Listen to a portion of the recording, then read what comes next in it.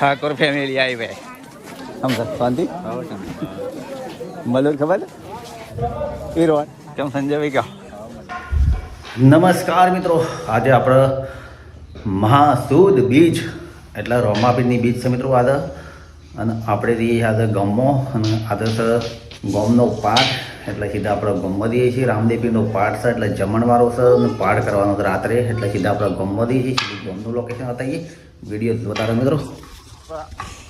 આપણે તો special bike લેવા માટે આવ્યું છે ગમમાં જ. આવો બધા શું છે કે બસ પોણી ચાલુ હતી, હાલ નર્વસ છું શું. ચાલો અમે દઈએ તાણ. તમે નીકળ્યા છીએ અમે ઘરે છીએ હવે.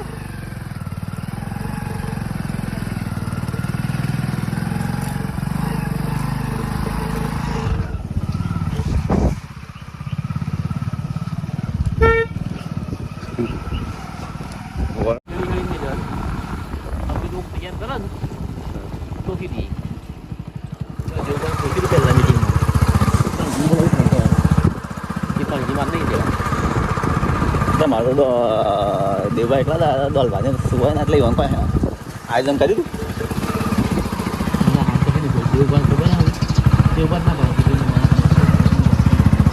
કશું દીકરા. મિત્રો આપણે હવે ગામમાં આવી ગયા છીએ. શાળામાં જમણવારો છે મિત્રો. આ જગ્યાએ આપણે પાઠ કરવાનું છે. એ જગ્યા તમને બતાવું લોકેશન કેટલું મસ્ત હશે, તમે જોઈ શકો છો લોકેશન.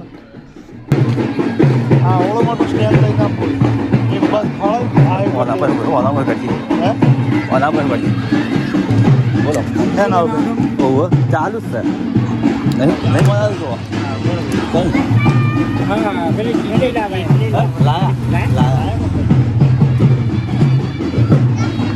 બધા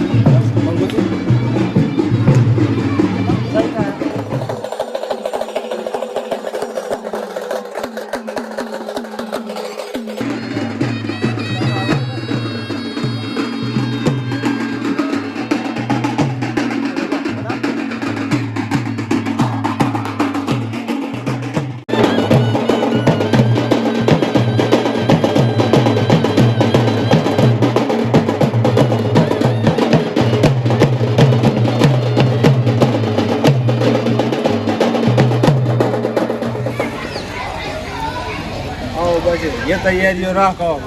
હાથ કાઢ વ્યવસ્થિત ગોઠવજો હો. વ્યવસ્થામાં જ ગોઠવું છે. બધા લેવા દે માણસ.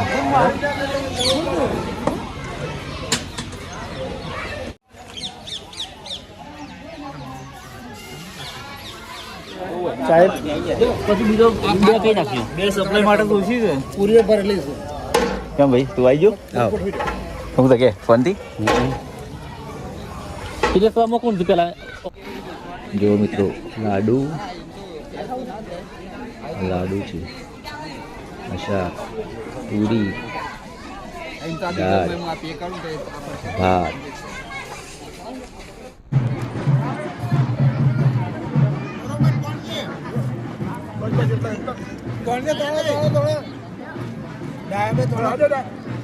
ના પાડવાનો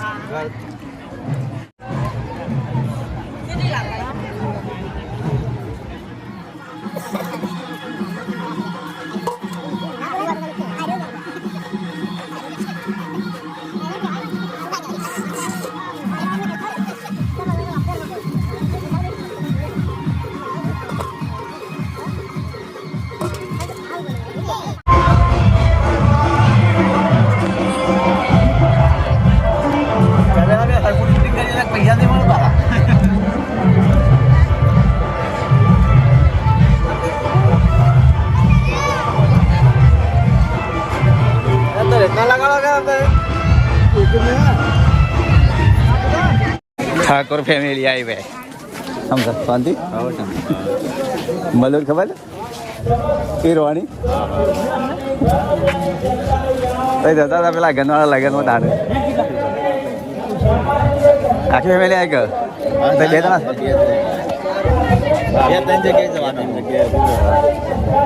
પેલા રહે તો બીજા રહે તો કાકાનું છોકરું ફરી કાલે હા ફરી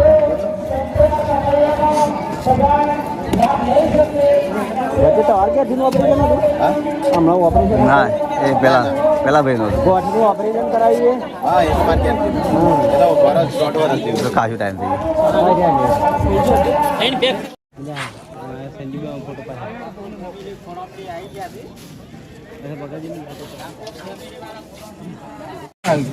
ના ના એ અલગ નહીં બધું બગાડશે થોડું એક જ ખાશે આ બધા તો મંદિર કોણ બાકી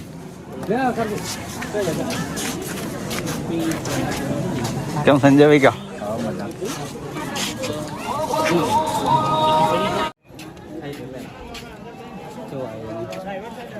ખાલી સાઈઝમાં દેજો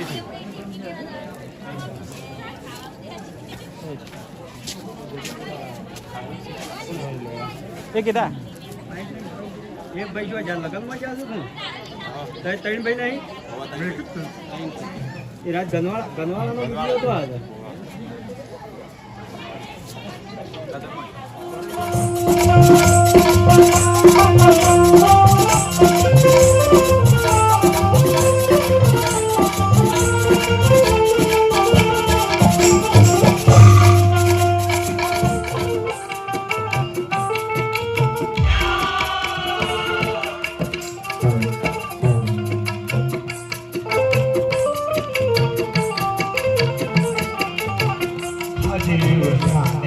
ભરે છે માનમાં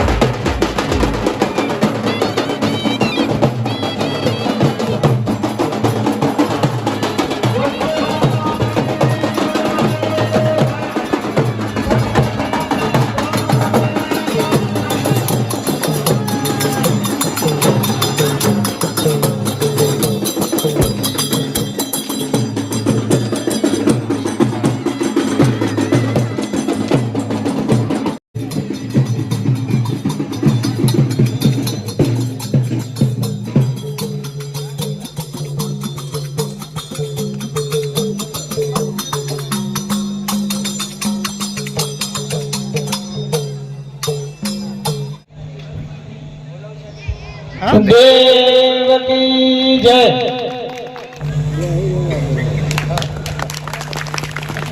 સદગુરુ દેવનો જય.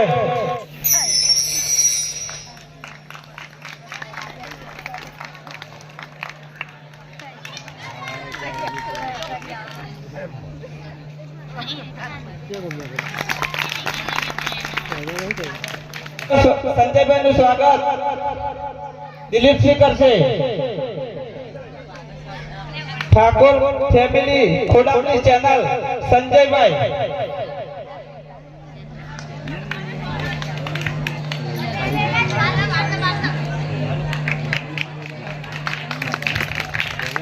રણજીતસિંહ નું સ્વાગત બધું કરી લ્યો. રણજીતસિંહ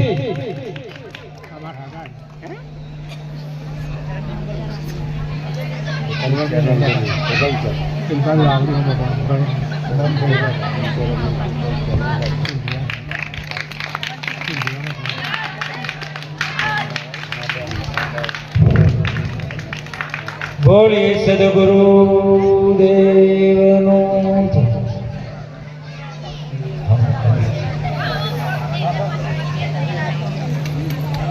કરીએ કે અહીંયા સરસ મજાના ગાડલા બધું આપણે વ્યવસ્થા કરેલી જ છે. એટલે આપ સૌ આ મંડળના મિત્રોનો પણ વિનંતી છે કે તમે પોતાનું સ્થાન લઈ લેજો. દરેકને વિનંતી કે મંડપની અંદર સુંદર મજાની વ્યવસ્થા કરેલી છે. ઠંડી ન લાગે માટે ઉપર અને નીચે બેઠક વ્યવસ્થા ખૂબ મજાની કરેલી છે. તો જે મિત્રો ઉભા છે બાર ખુલ્લામાં એ મંડપમાં આવી અને સત્શ્રી સ્થાન મેળવે. ડાયાભાઈનું સ્વાગત. હેલો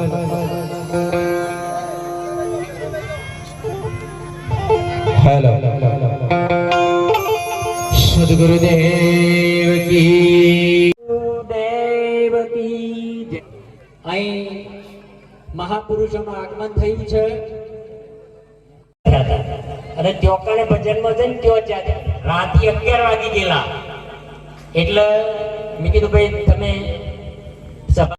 આટલો બધો ખર્ચો કરી આટલો બધો મંડપ વધી અને તમે આટલું આયોજન કર્યું છે તો આ પ્રસંગે બાલુસના નિવાસી પરમ પૂજ્ય ગુરુવર્ય એવા સુખદેવાનંદ મહારાજ અહીં પધાર્યા છે. આ મહાપુરુષ આખા વિશ્વમાં ચાલે એવા ગુરુદેવ છે. ખરેખર એમનો સત્સંગ સોંપડો એ દુર્લભની વાત છે. તો એમનો આપણો સત્સંગનો લાભ પેટ ભરીને લેવાનો છે. ઘણા બધા જે આપણે પૂજન કરીએ છીએ એમને જોયા નથી, પણ મીરાબાઈનો દર્શન કરવા હોય તો બાનું તમે નિહાળો તો એ મીરા તરીકેનો અવતાર છે અને ખરેખર એક શક્તિ સ્વરૂપા એમનું દર્શન પણ દુર્લભ છે. તો હું ખાસ બહેનોને ભાઈઓને વિનંતી કરું છું કે આ જે મહાત્માઓનો પ્રથમવાર કદાચ આવ્યા છે તો એમનો લાભ લેવાનો છે, પણ શાંતિ ખૂબ જાળવવાની છે. એટલા માટે અહીં કૌશલગીરી મહારાજ પણ પાઠનું એ જ્યોત પ્રગટાઈ રહ્યા છે.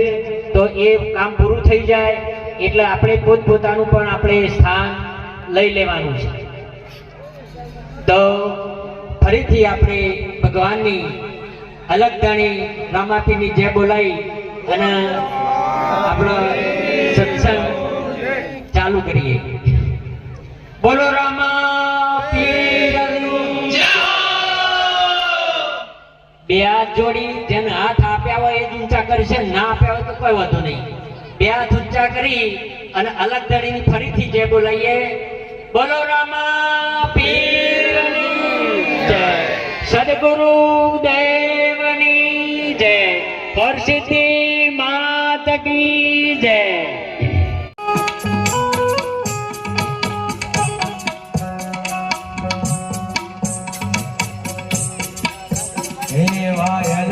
ધણે આદની સંમર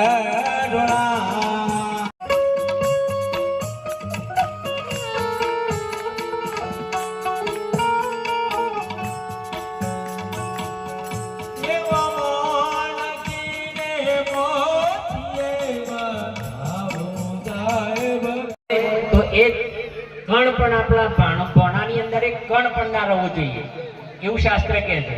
અને સંતનું એક ક્ષણ, એક મિનિટ પણ ના બગાડવાની. એટલા માટે સમય વહી રહ્યો છે, સમય જઈ રહ્યો છે, પણ એ સમય સાથે આપણે ચાલવું પડશે. કે ચલો કતુમ હસે જગરોઈ, સદગુરુ કબીર સાહેબ એમ કહે છે કે જ્યારે તમે જન્મ્યા હતા ત્યારે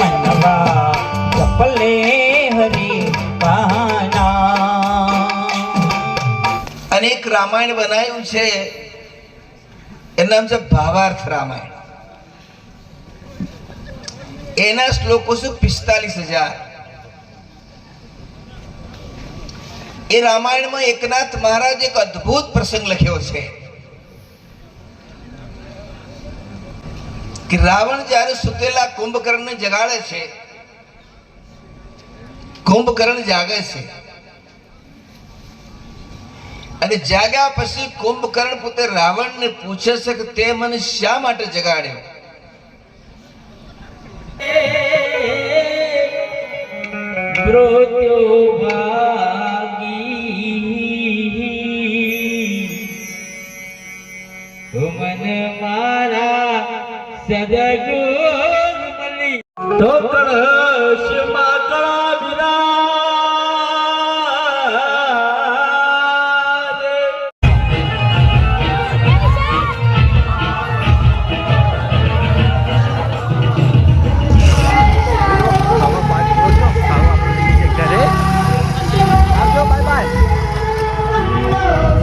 આવજો. ભાઈ આંબો જઈ શકીએ. હવે જઈએ ના આવજો.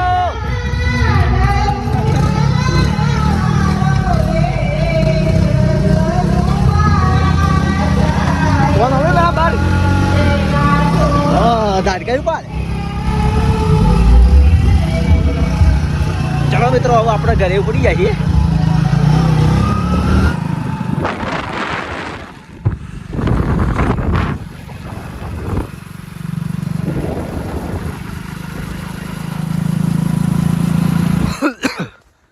મિત્રો આપણે અમે આપણા ઘર પાસે આવી જાય છીએ.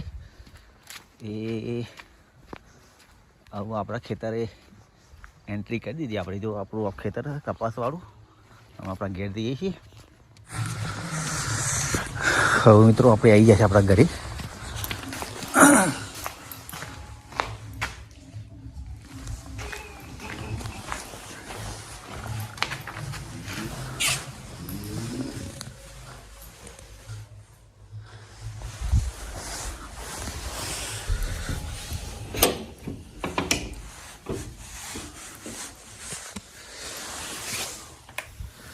મિત્રો આપણે આપણા ઘરે આવી ગયા પાઠમાં લઈ, અને આટલા વિડીયો સમાપ્ત કરીએ છીએ મિત્રો. નવા વિડીયો સાથે ફરી મળીશું. જય માતાજી, જય ગુરુદેવ, આવજો.